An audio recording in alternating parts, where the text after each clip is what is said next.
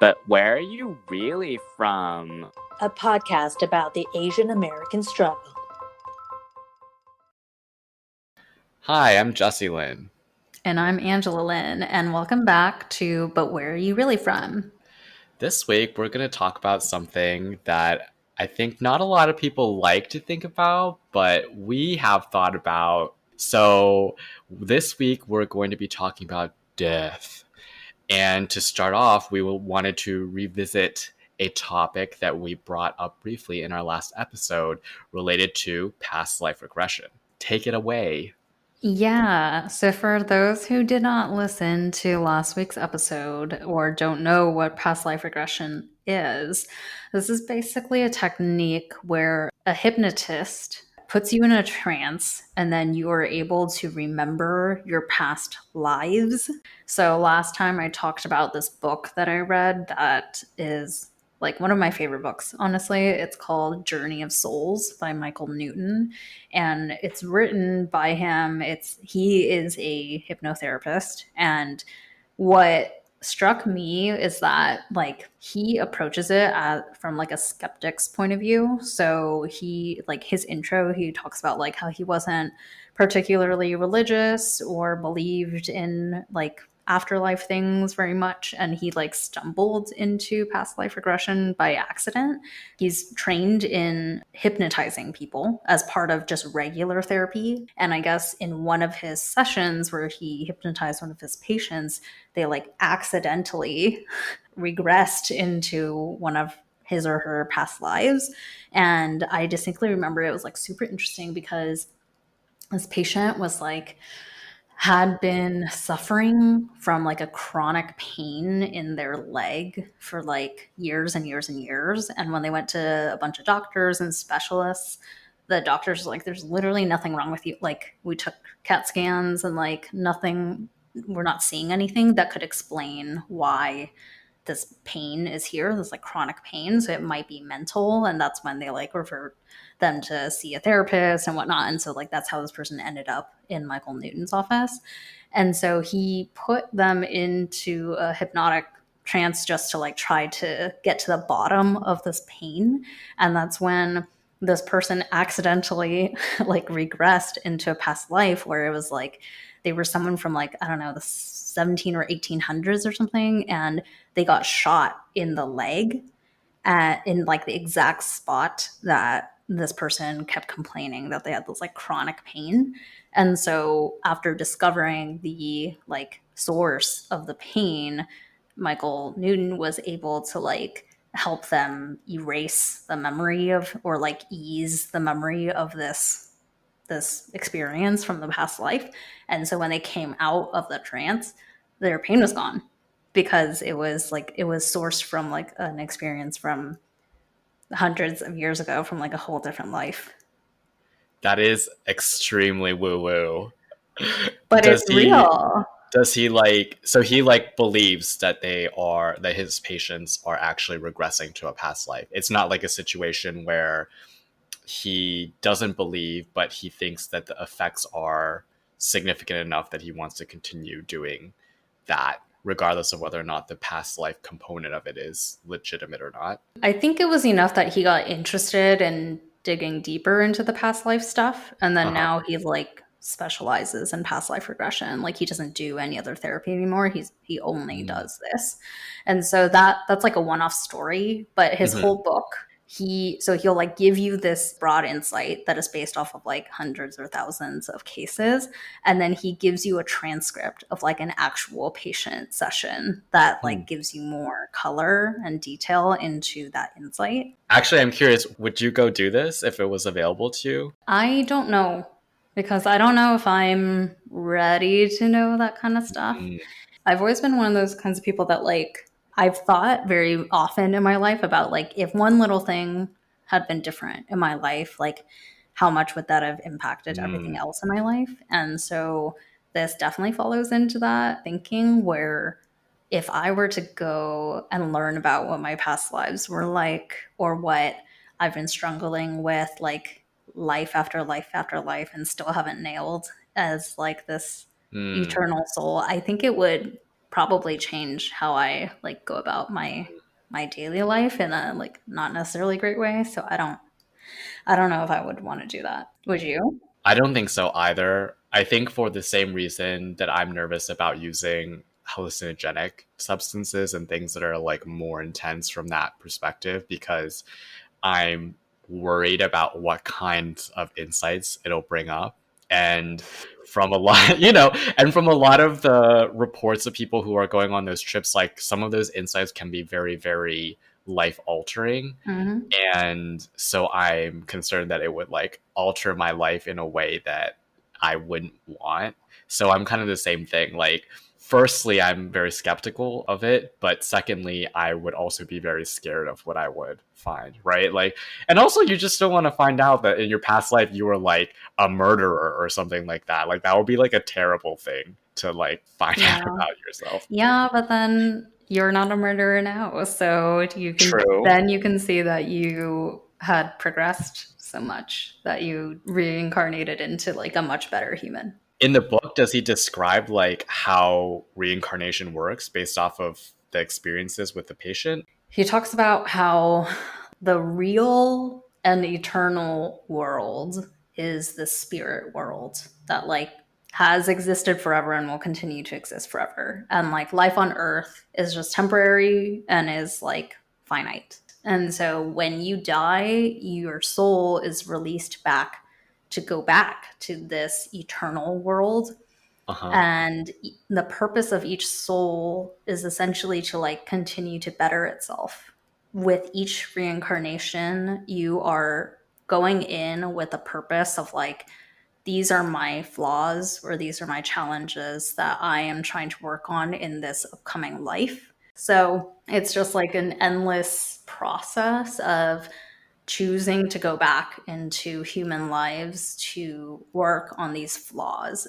And so in the typical reincarnation cycle, I feel like every time you're reincarnated based off of your deeds, you're supposed to move like upwards in the chain, right? You go from like an insect to a dog to like a pony and then to like a poor human, blah, blah, blah, blah. So in this like cycle, it isn't like that, right? You can be like whatever depending on what you want to refine. Yeah, I think there's some vagueness in what he found. Like they kind of alluded to that there is a possibility to reincarnate into lesser, like less developed beings than humans, but there wasn't a sense of like now you're like tarnished and you're not allowed to try anymore. I think the whole concept is that like everyone should try and continue to better themselves.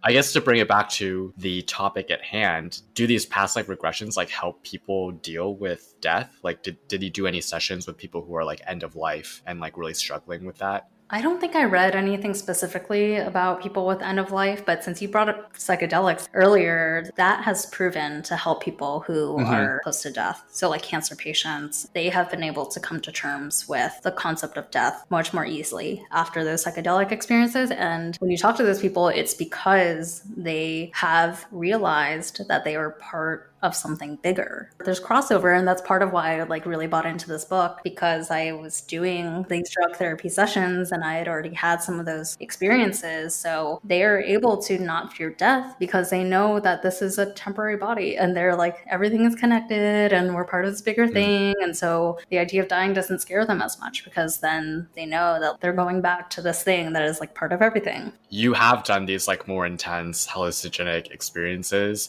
Did you confront any aspect of death? Like, do you still have a fear of death? How has that changed for you? I did confront death. There was actually a part of my ayahuasca experience where I was taken into like the underworld and I was like guided by like a bunch of demons and devils and ghosts and like scary ass shit. And it was scary to like be following them and to go into this hellscape essentially. But once I got there, it actually was this like calming place and there wasn't anything scary there. I think I saw my soul, just like a glowing orb there that I knew was my soul. I think it just like reaffirmed to me that death can be scary and the fear of dying can be scary, but like just remember who you really are. That was like a very revealing experience, but I have to keep reminding myself of that. So if I'm in a situation where I'm like on the edge of a cliff, yeah, I'm going to be scared to like die. That doesn't change. I think there's like a disconnect there. But how about you? Is fear of dying something that like you're constantly thinking about? What's going on? What I'm afraid of is like the absence of experience rather than pain or like loss of people or whatever, because there's no guarantee, right? Like once you pass, you could go to this realm that you're talking about, or it could be something that's more aligned with any of the religions that are currently being practiced right now, but you don't know. So I definitely do have, I think, a healthy fear of dying, but I also don't think that it impacts me as much as I think it does. Like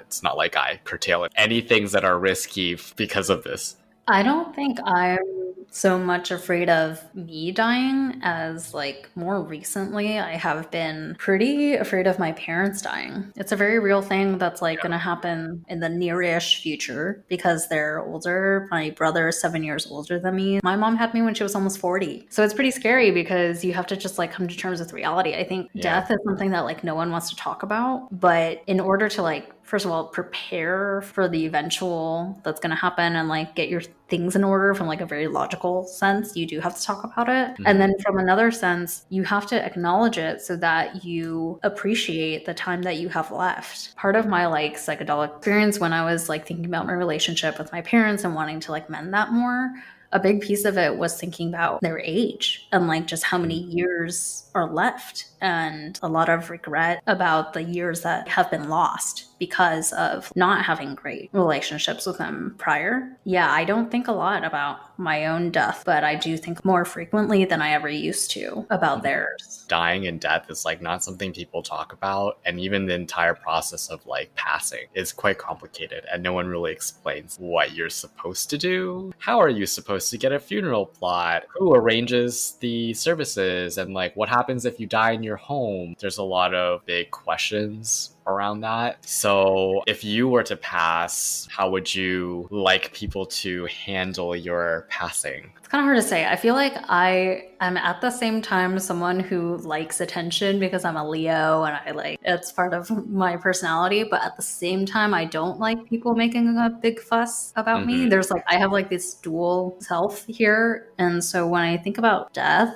I don't really want to make it a big thing. I want people to pay the respects they want to pay because they, you know, want to honor my life and the relationships we had, but I don't want it to become this like huge thing and like people to be just like so sad. And I haven't thought about it very much, but I feel like I would probably prefer to be cremated versus buried because I feel like being buried, and I'm just being facetious here, but like I feel like being buried, it's just for your vanity's sake. What is the point of having your body in this like pretty case that like can't then disintegrate into the earth? You're just like taking up space in the earth versus like cremation, you're just dust. So like someone could keep you on their mantelpiece forever as you know, to have you with you, or they could spread your ashes somewhere and then you just like go back to the earth, right? You're not taking up space and like hurting the planet more. I don't know. That's part of my thoughts about it. And just also from a practical standpoint, cremation is like a lot cheaper and like you take up less space. It's just like a lot of things. I don't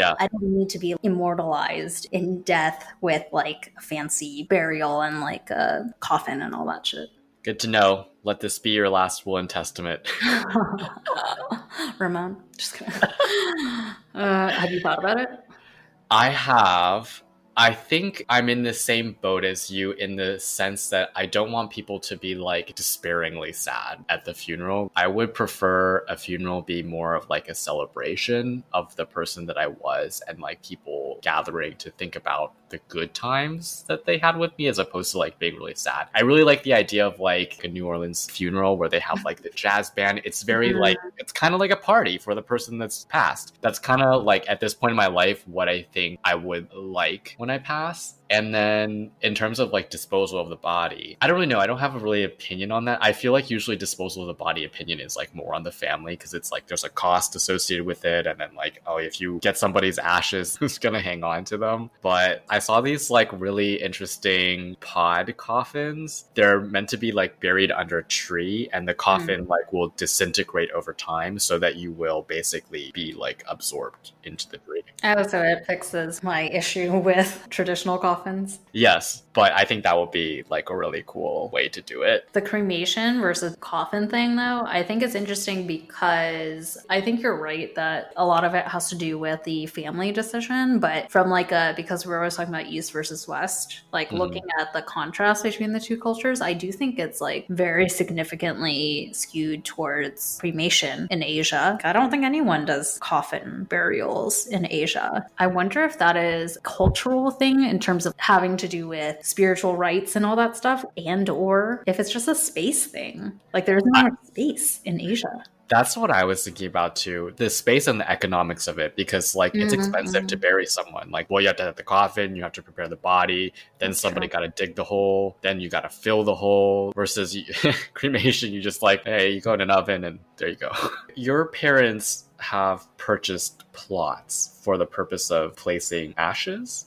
I assume so. They've talked about cremation. Interesting. But their thoughts have also changed over time. I mean, they have to settle on something because, like you said, they did buy plots just like their parents bought plots. But like they used to talk about wanting to be brought back to Taiwan to be like buried with their family plots. But I think they ended up buying the California plots because it's like just the realities where they live most of their life and where it's likely to happen. Well, I think they're also thinking about like once they have passed, like how likely it is that we would visit them. You know, if they were buried in Taiwan, like once every few years, maybe. But also if they were brought back to Taiwan, they would be buried with their families. And then everyone else in Taiwan would go visit them. And we would still go, just not as frequently. Well, you guys are slightly different because there's two of you. There's you and your brother. But for my parents, it's just me. I feel like that was part of their decision because I'm the only like a real descendant to visit them. The truth is, I don't even know if we have like a family plot, and that might also be a reason why.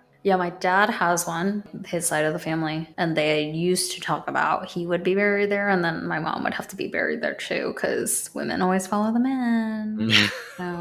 But yeah, that has since changed because of this LA plot. Have you talked to your parents about what they want to do? Bruh, they talk about it all the time. They're like preparing you. It's part of why I think about it all the time. Yeah, they are preparing us. Okay. Me and my brother. And like the first time they brought it up, I was like, I don't want to hear this. Like I was so pissed at them. It's a little morbid. It's super morbid. They brought it up a few years ago for the first time. And I was like, you're still young. They were younger then. I think like early 60s or whatever. I'm like, you still have lots of life left. Like, please stop talking about this with me, because I was like, I don't want to deal with this. This is sad. But like little by little, they've been talking about it more. My dad, for end of life care, his thoughts are the same as my thoughts on end of life, which is he's like, I don't want to be a burden. When I start deteriorating, don't take care of me. Pay someone to take care of me. And then when I'm at a point where I'm just like useless and like a vegetable, essentially, if that were to ever happen, just pull the plug. Like, I don't want to be a burden on anyone. And I have similar thoughts, but I'll add a like different layer, which is I don't want to be a burden to anyone, but I also have like selfish thoughts when I think about that, which is like, if I'm a vegetable, I am not enjoying life anymore. What is the point of me living just to breathe through tubes and to like not be able to interact with anyone and like say anything to the people I love or like do anything that I want to do just to like stay alive? So my thought is like, as soon as I'm not healthy and I'm just like miserable, just fucking kill me. Like, I'm over it. Well, you can't do that here. No one will help you with that here. But maybe if you move to like Norway or something where they have like assisted suicide. Yeah, I don't think my parents have really talked about it in that level of specificity, but they're also not as old as your parents. They have mentioned like trying to retire in one of those live by yourself, but assisted nursing is available kind of situations, like Leisure World in Laguna Hills. Laguna Hills is basically one large retirement community, and there's a very coveted retirement home area called Leisure Hills. I don't know. buy basically like a share and you can live there for until you pass. And there's just like assisted care people there. So you're not like in a nursing home in the sense where you don't have any autonomy, but you do have the security of like somebody being there to help you. But yeah, that's what they've mostly talked about. They haven't really said anything about what happens if they're like really sick and can't live a, full life. But I imagine it would be very much the same where it's just like pull the plug. I feel like Asian people are very practical about these things where it's like, if I'm not enjoying my life and I'm going to be like a huge burden on you, you might as well just, let it go and we'll see you another day. I haven't really thought about it for myself personally. I think it's probably the same as you, but I would just want to have, somebody really smart certify that I'm actually like dead before they pull the plug. That's like one of my greatest fears related to dying is that I'm just like locked in and I'm not actually dead. Oh I can still like think and they're like, okay, like goodbye.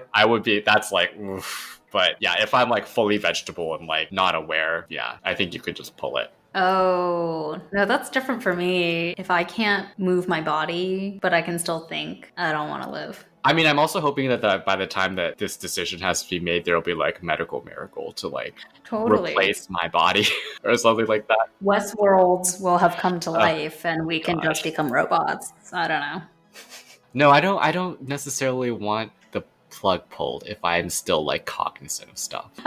I only want to be alive when I can enjoy life. I think you can still enjoy life without full mobility. Stephen Hawking enjoyed his life. I know. I thought about him immediately when I said that. But I also am like, am I going to have the dedication to learn how to like rewire everything to communicate with people? Like, he does some crazy shit with his eye movements to be able to like speak and like do other shit. And I don't know. Have you, in all of this, started any estate planning? Why? I have nothing to plan. I don't own anything. Like, what? I'm sorry, do you own things? What do you have to plan? Like, what is it? I mean, I don't personally have anything. Like, I don't have a will or anything. But with all my money stuff, I have, like, clear beneficiaries. Oh, yeah. Yeah, because, like, in the situation of your untimely demise, the last thing you want to do is to have to, like, fight people for the money that should go to your family. Yeah, my, like, few $1,000s I own, I guess. Well, you have, like, retirement savings and stuff, right? Yeah, that's true. That's true.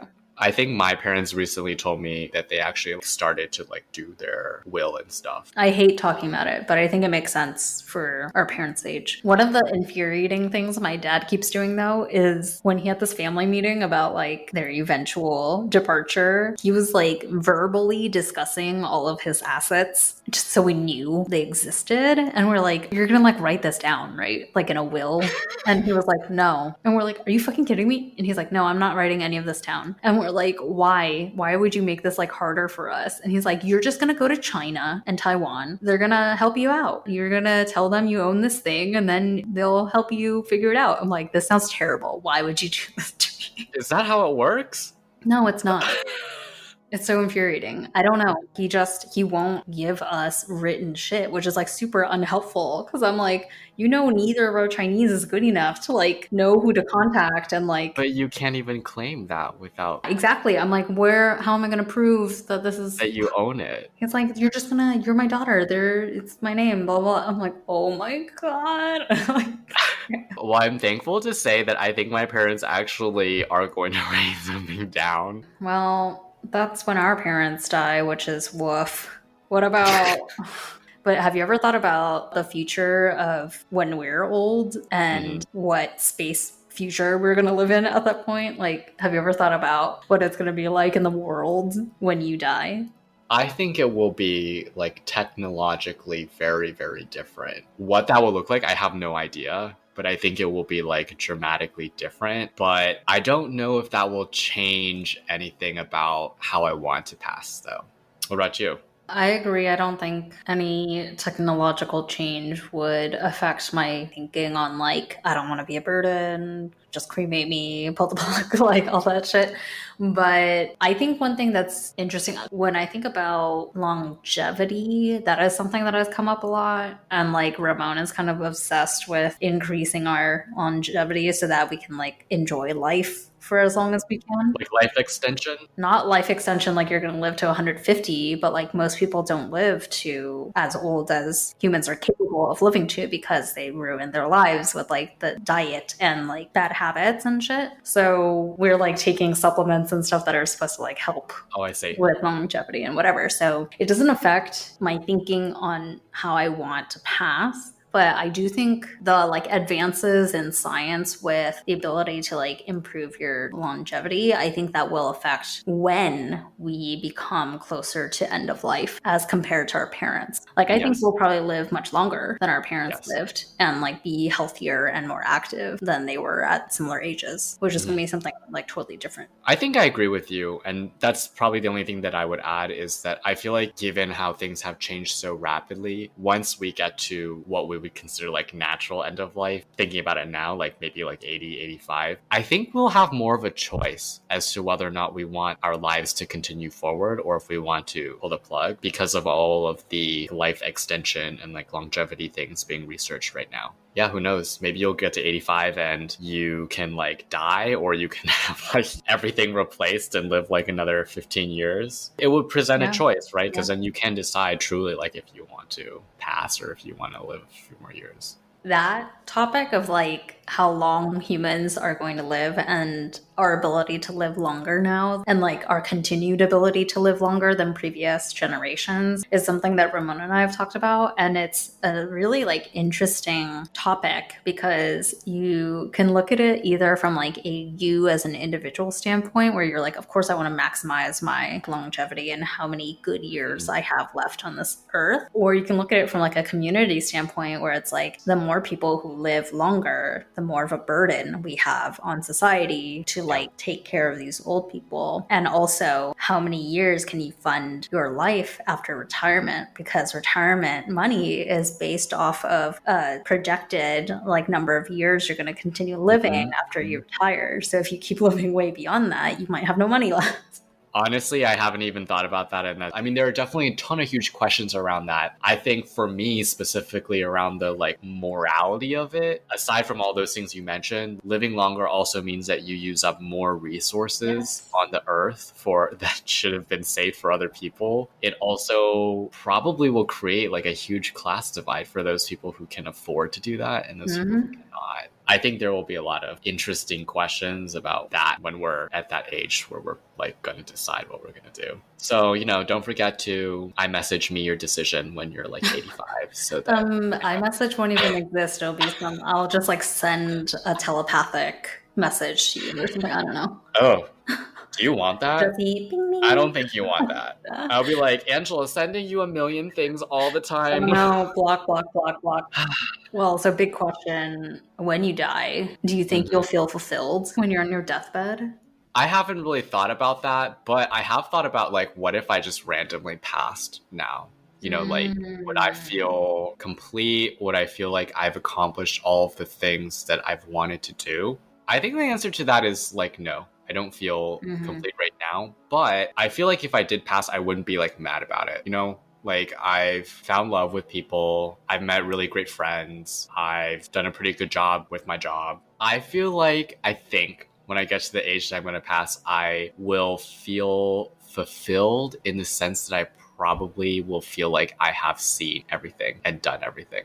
Is that like the fulfillment that people are thinking of when they think of like, am I fulfilled at the end of life? Like you're talking about like, most people are thinking about like, oh, you know, I felt like I have left like this legacy. I think I'll just be fulfilled in the sense that I've experienced many, many things that I found enjoyable and fun and pleasurable. And that's enough for me. Fulfillment is subjective. You don't need to go by what other people think fulfillment is. Those things like legacy and leaving behind an empire or whatever, like those are vanity things. That's just like someone's idea of fulfillment is that it feeds their prideful image of like, you know, leaving behind that kind of legacy. But at the end of the day, it is like the loves that you have and the experiences that you've had that make up what a life was. So I don't think you should feel anything about like not being obsessed with leaving behind a legacy or any other dumb thing that other people talk about.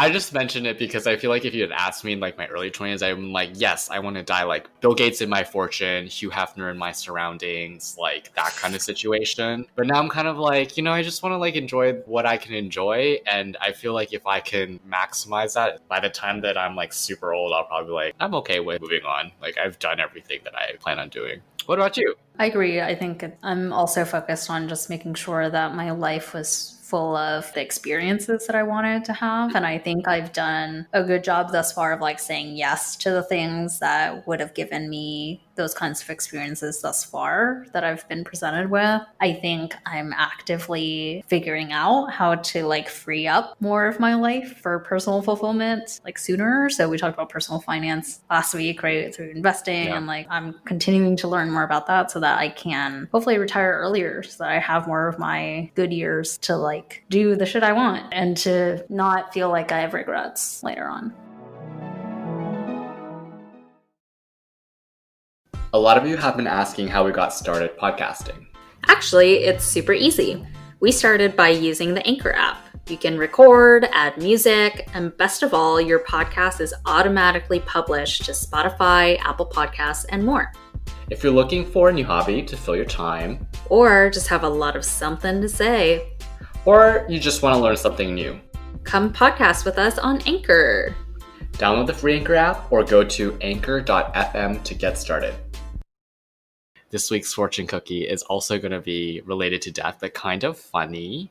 So we wanted to talk about the best and worst ways that we would want to die. So I will go first. I think the worst way to die is to actually not be dead and be aware that you're not dead and perhaps someone pull the plug. I don't want that. That's bad.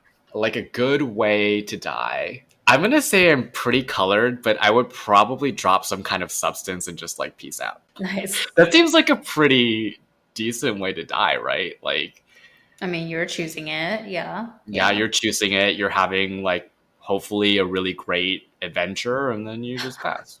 I see. Okay. Yeah. My worst way to die, I have always been torn between two. I'm torn between drowning and burning alive in a fire. The thing in common is that they're very slow deaths. In the drowning one, maybe theoretically, like time-wise, it's fast, but it will feel like forever. And then burning is like fucking awful because people have like full body burns and shit that like still live, right? So like it takes a lot to die. Best way to die? I don't know why you didn't just say this. Dying in your sleep. That's my ideal way to die. I don't even know what happened. Like just I'm sleeping and I'm old and I just die. Like great. So this was a very different kind of episode. Let us know what you think. Let us know if you hated it. Let us know if you loved it. Let us know how you think you would want to die or to be sent off or any of the stuff that we covered today. So write us in, tell us where you're from at gmail.com. That is YOURE. And as always, please rate us 5 stars on Apple Podcasts if you have not already. And until the next episode, Bitches.